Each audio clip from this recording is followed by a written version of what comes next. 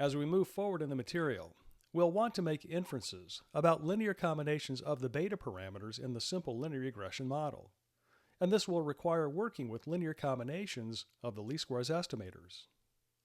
In this lecture, we're going to look at a very natural way of estimating a linear combination of the beta parameters. We'll then build on what we learned in the last lecture by determining important distributional characteristics of that estimator. So here's an outline of what we'll be looking at in this lecture. First, we'll review the distributional characteristics of the least squares estimators of the beta parameters. We'll then define a general linear combination of the beta parameters that we'll be working with. We'll then come up with a natural estimator of that linear combination. And then we'll determine the mean, the variance, and the standard deviation of the sampling distribution of that estimator.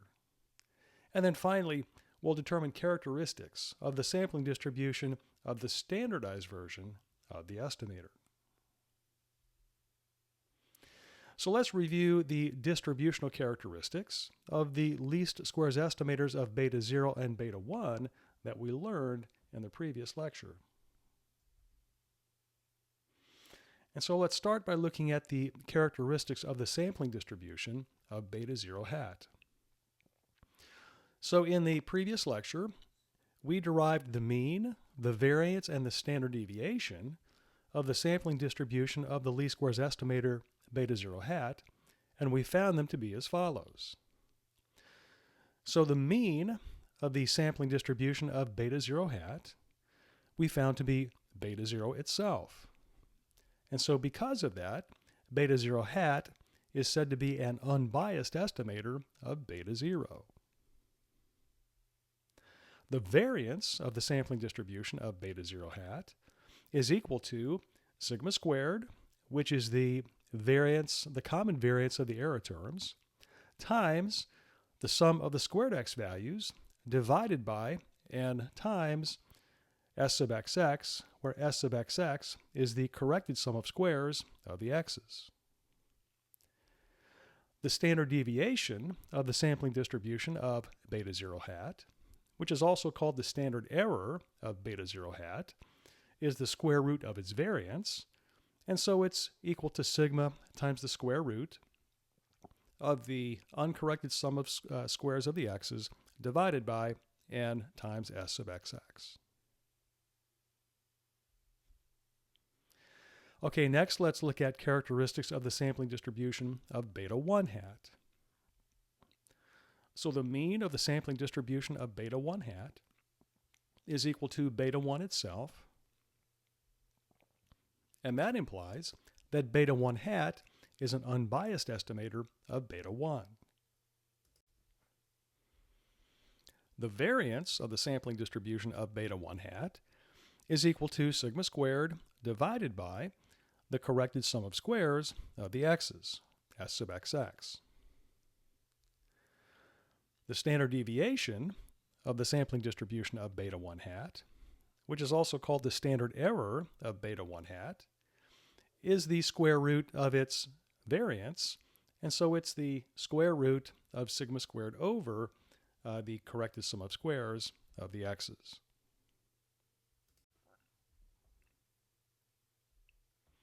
Okay, so now let's come up with a natural estimator of the linear combination of beta 0 and beta 1. Denote by W a general linear combination of the beta parameters beta 0 and beta 1. So W is equal to A times beta 0 plus B times beta 1, where A and B can be any real numbers, but to keep things interesting, we would typically have at least one of them being non-zero. But the following results hold even if both are zero, but that would be what we call a degenerate case. So that is the general linear combination of the beta parameters that we're going to be working with and that we need to estimate. An estimator of W, which we will denote using hat notation as W hat, is given by the following expression. So W hat is equal to A times beta 0 hat plus B times beta 1 hat, where beta 0 hat and beta 1 hat are the least squares estimators of beta 0 and beta 1, respectively. So we see here that this estimator of W is the same linear combination as W, but it's a linear combination of the least squares estimators of beta 0 hat and beta 1 hat instead of the parameters themselves. And that should make a lot of intuitive sense. Now, the estimator W hat is a random variable because it's a function of the two random variables beta 0 hat and beta 1 hat. And because it's a random variable, it has a probability distribution. And that probability distribution is called its sampling distribution. We need to find the mean, the variance, and the standard deviation of that sampling distribution of W hat. Using the linearity property of the expectation operator, the mean of the sampling distribution of W hat, which we'll denote in two ways, by mu sub W hat and also by E of W hat for expected value, is given by the following.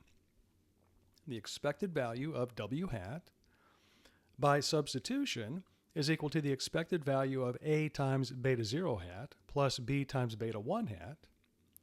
And then utilizing the linearity property of the expectation operator, that's equal to A times the expected value of beta 0 hat plus B times the expected value of beta 1 hat. And because beta 0 hat and beta 1 hat are unbiased estimators of beta 0 and beta 1 respectively, that expression turns out to be A times beta 0 plus B times beta 1, and that's just W. And so the expected value of W hat, in other words, the mean of its sampling distribution, is equal to W itself, and so that implies that W hat is an unbiased estimator of W. The variance of the estimator W hat will be denoted in a couple ways: sigma squared sub W hat, and also by var of W hat. Using properties of variance and covariance, we find that the variance of the estimator W hat is given by the following expression. So the variance of W hat is equal to the variance of A times beta 0 hat plus B times beta 1 hat, just by substitution. And then by utilizing properties of variance and covariance, we see that that is equal to, or can be expanded in the following form: A squared times the variance of beta 0 hat plus B squared times the variance of beta 1 hat plus 2 times A times B times the covariance of beta 0 hat and beta 1 hat.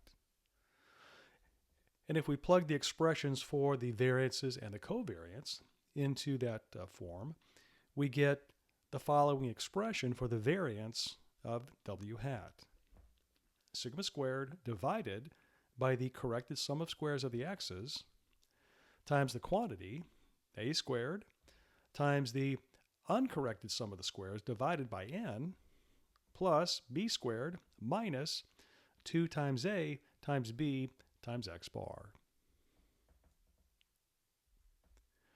The standard error of W hat will be denoted by sigma sub W hat and also by SD of W hat.